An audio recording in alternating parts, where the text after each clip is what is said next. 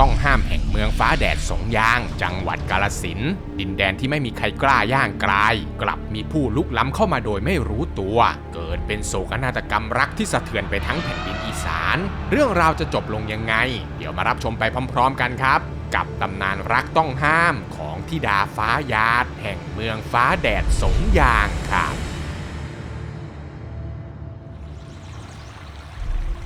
นานมาแล้วณพื้นที่ราบลุ่มริมแม่น้ำเปา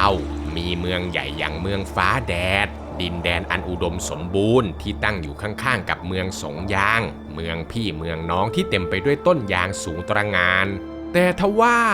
รอบๆอาณาจักรแห่งนี้เองแหละครับมีศัตรูภายนอกมากมายที่เที่ยวมารุกรานทั้งสองเมืองอยู่ไม่ขาด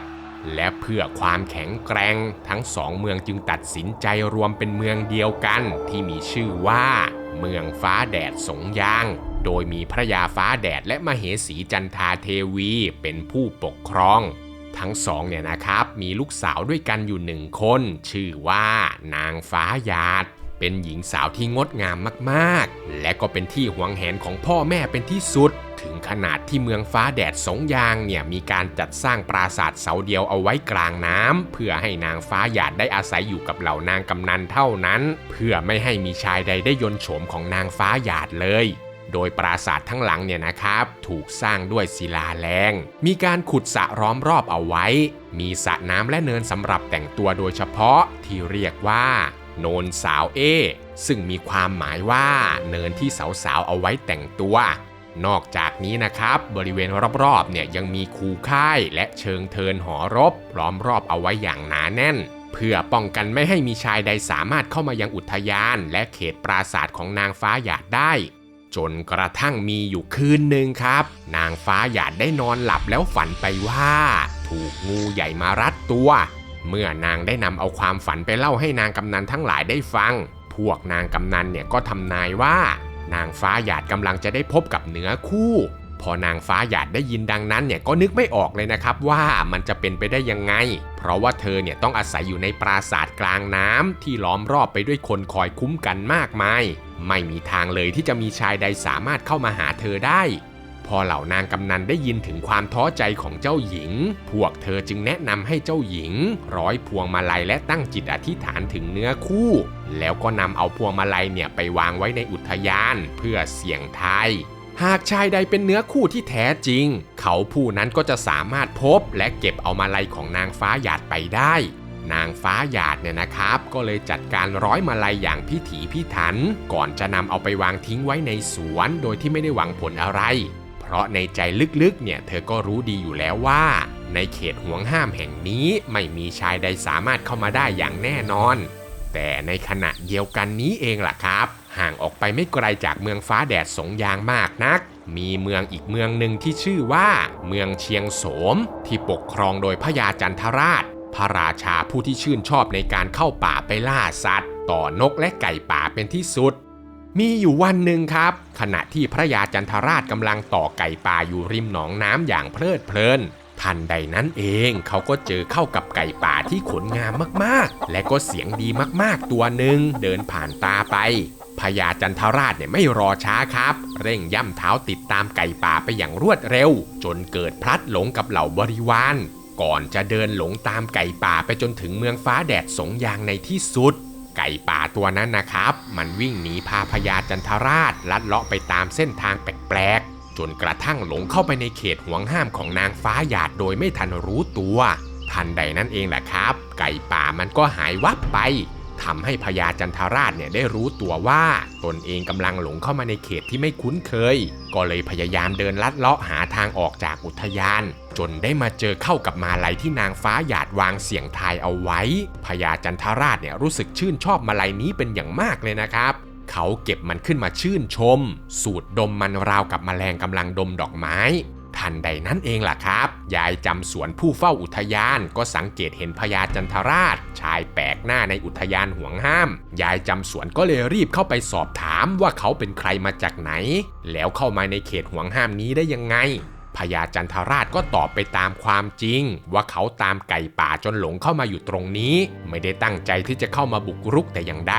เมื่อยายจำสวนได้ฟังดังนั้นก็ไม่รู้จะทำยังไงครับเพราะไม่เคยมีใครหลงเข้ามาแบบนี้เลยยายจำสวนก็เลยรีบเอาเรื่องนี้ไปรายงานแก่นางกำนันนางกำนันทั้งหลายเนี่ยก็รู้สึกแปลกใจมากที่มีผู้ชายหลงเข้ามาในเขตอุทยานได้แถมยังหยิบเอาพวงมาลัยเสียงทายของนางฟ้าหยาดไปด้วยพวกนางจึงไม่รอช้าครับรีบเอาเรื่องนี้ไปรายงานแก่นางฟ้าหยาดให้ได้รู้ทันทีเพราะคิดว่าเธอเนี่ยอาจจะเจอเนื้อคู่แล้วจริงๆฝ่ายนางฟ้าหยาดเนี่ยก็แทบไม่อยากจะเชื่อหูตัวเองครับรีบจัดการให้เหล่านางกำนันไปเชิญพญาจันทราชเข้ามาพบเพื่อพูดคุยและทันทีที่พญาจันทราชกับนางฟ้าหยาดได้พบกันพวกเขาก็ตกหลุมรักกันตั้งแต่ครั้งแรกที่สบตาและเมื่อได้สนทนาทำความรู้จักกันแล้วพวกเขาก็ยิ่งรู้สึกหลงไหลซึ่งกันและกันมากขึ้นจนท้ายที่สุดนะครับทั้งสองก็ตกลงปรงใจร่วมหอกันและใช้ชีวิตอยู่ด้วยกันในปราสาทเสาเดียวกลางน้ำต่อไปโดยมีเพียงเหล่านางกำนันคนสนิทเท่านั้นนะครับที่รู้เรื่องนี้จนกระทั่งเวลาเลยผ่านไปสักพักนางฟ้าหยาดก็ตั้งท้องอ่อนๆพญาจันทราชจึงตัดสินใจขอกลับเมืองเชียงโสมเพื่อไปจัดการส่งขุนนางให้เดินทางมาสู่ขอนางฟ้าหยาดอย่างเป็นทางการเมื่อกลับไปถึงเมืองแล้วพญาจันทราชก็รีบส่งขุนเสงและขุนคานเป็นราชทูตเดินทางนำสารสู่ขอและสารบอกเล่าเรื่องราวระหว่างเขากับนางฟ้าหยาดมายังเมืองฟ้าแดดสงยางทันที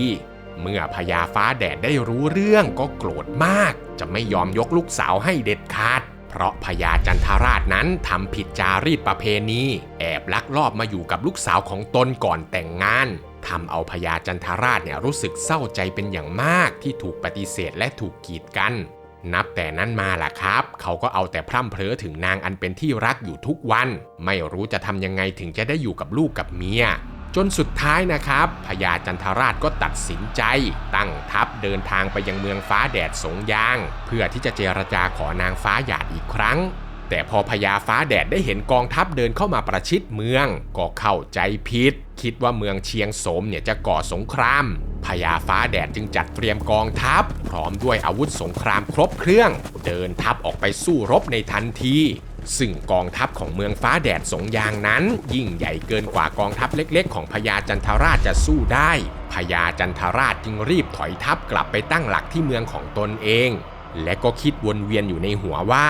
ถ้าหากการทำสงครามคือหนทางที่จะทำให้เขาได้อยู่กับคนรักเขาก็คงจะต้องทำพญาจันทราชจึงรวบรวมกองทัพของตนเองขึ้นมาและก็ขอให้พระยาธรรมน้องชายของเขามาร่วมเป็นกำลังเสริมในการรบครั้งนี้ด้วยแล้วก็ออกเดินทัพมาประชิดเมืองฟ้าแดดสงยางทันทีแต่ถึงแม้ว่าจะมีน้องชายมาช่วยแล้วก็ตามนะครับกองทัพของเมืองเชียงโสมก็ยังคงเสียเปรียบในสนามรบอยู่ดีจนกระทั่งพญาจันทราชที่ชนช้างต่อสู้กับพญาฟ้าแดดอย่างสุดกำลังแต่พลาดท่าถูกพระแสงฟันคอจนขาดตายคาหลังช้างส่งผลให้เมืองเชียงโสมเป็นฝ่ายพ่ายแพ้ไปในทันทีและตกเป็นเมืองขึ้นของเมืองฟ้าแดดสงยางไปโดยปริยายนับตั้งแต่บัดนั้นเมื่อนางฟ้าหยาดได้รู้ว่าคนรักถูกพ่อสังหารคาสนามรบแล้วเธอก็เสียใจมากจนไม่อาจจะมีชีวิตอยู่ต่อไปได้สุดท้ายนางฟ้าหยาดก็ตรอมใจตายตามคนรักไปทำเอาพญาฟ้าแดดเนี่ยรู้สึกผิดและก็เสียใจมากเลยนะครับที่พยายามกีดกันความรักของลูกสาวแทนที่จะได้จัดงานวิวาห์พญาฟ้าแดดและพระนางจันทาเทวีกลับต้องมาจัดทำพิธีศพให้กับลูกสาวแทนเมืองฟ้าแดดสงยางเนี่ยต่างพากันร่ำให้กับการจากไปของธิดาผู้งดงามพวกเขาได้นำเอาร่างของพญาจันทราชกับนางฟ้าหยาดบรรจุเอาไว้ในโรงทองคำโรงเดียวกันก่อนจะนำไปประกอบพิธีชาปนกิจและบรรจุอัฐิเอาไว้คู่กันในสถูปเจดีย์เพื่อเป็นอนุสรณ์แห่งความรักของทั้งคู่สืบต่อไปซึ่งปัจจุบันพระสถูปนี้ก็คือพระธาตุยาคูหรือพระธาตุใหญ่ซึ่งยังคงหลงเหลือไว้เป็นพยานหลักฐานในเมืองโบราณฟ้าแดดสงยางจังหวัดกาฬสินธุ์มาจนถึงทุกวันนี้ค่ะและทั้งหมดนี้นะครับก็คือเรื่องราวของธิดาฟ้าหยาดแห่งเมืองฟ้าแดดสงยางที่ผมได้นำเอามาฝากทุกคนในวันนี้นะครับหากมีข้อมูลตรงไหนผิดพลาดหรือตกหล่นตรงไหนไปเนี่ยผมและทีมงานต้อง กราบขออภัยทุกคนด้วยนะครับถ้าเพื่อนๆชอบคลิปแบบนี้ก็อย่าลืมกดไลค์กดติดตามแล้วก็แชร์คลิปนี้ออกไปเพื่อเป็นกำลังใจให้กับผมและทีมงานด้วยนะครับหรือเพื่อนๆคนไหนอยากจะสนับสนุนมากกว่านี้ก็สามารถสมัครเข้ามาเป็นสมาชิกแบบรายเดือนหรือจะส่งเป็นซุปเปอร์แตงเข้ามาเป็นกำลังใจให้กับพวกเราได้นะครับคลิปหน้าอยากจะฟังเรื่องราวเกี่ยวกับอะไรก็คอมเมนต์เอาไว้ได้เลยนะครับผมอ่านทุกคอมเมนต์แน่นอนครับสำหรับคลิปนี้ก็มีเพียงเท่านี้เนาะแล้วเจอกันใหม่คลิปวิดีโอหน้าครับผมสวัสดีครับบ๊ายบาย